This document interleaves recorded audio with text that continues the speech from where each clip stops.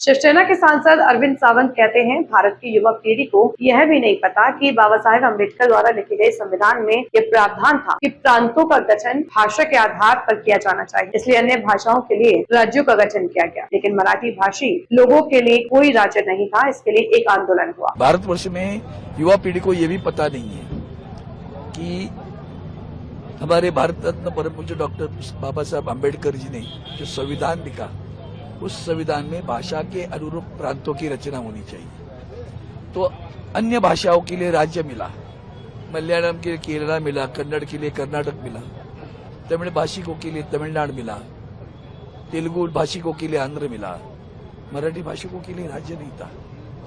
बताया आपको, उस वक्त उसका नाम था मुंबई राज्य। फिर एक बहुत बड़ा संघर्ष हुआ, आंदोलन हुआ। उस आंदोलन में सेनापति बापट, आचार्य अत्रे, प्रबोधनकार ठाकरे, एस.एम. जोशी, ऐसे डांगे राजनीति के परे जाकर इस विषय को उन्होंने इकट्ठा होकर संयुक्त महाराष्ट्र समिति का लड़ा हुआ।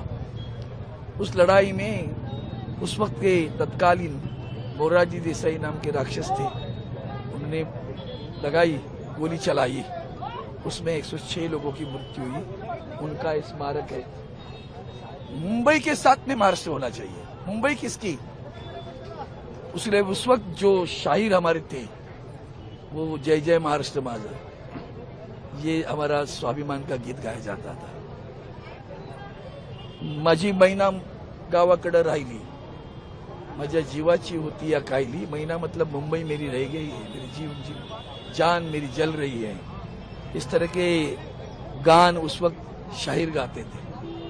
अब वो लेकर आज फिर महाराष्ट्र का दिन, कल 1 मई है, तो आदरणीय शिवसेना जो मूल शिवसेना है उसके पक्ष प्रमुख उद्धव जी ठाकरे साहब के नेतृत्व में हमारे सारे शिवसैनिकों ने, खास करके आदित्य जी ठाकरे जी, शिवसेना के सारे नेतागण, संजय राउत जी, अनिल देसाई, अनिल परब, सुनील प्रभु, सभी उपस्थित यहाँ थे और सभी ने मिलकर, शिवसेना को मिलकर उन्हें आदरांजलि समर्पित की। समर्पित भावना से जीने वाले लोग उस वक्त थे।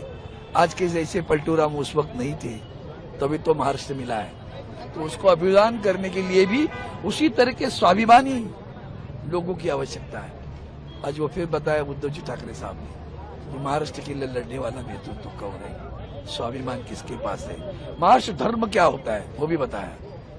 तो वो महाराष्ट्र, उसकी कल 1 मई को महाराष्ट्र स्थापना जो 1960 में हुई थी, उसका वर्धापन दिन है, उसके लिए आदरांजलि।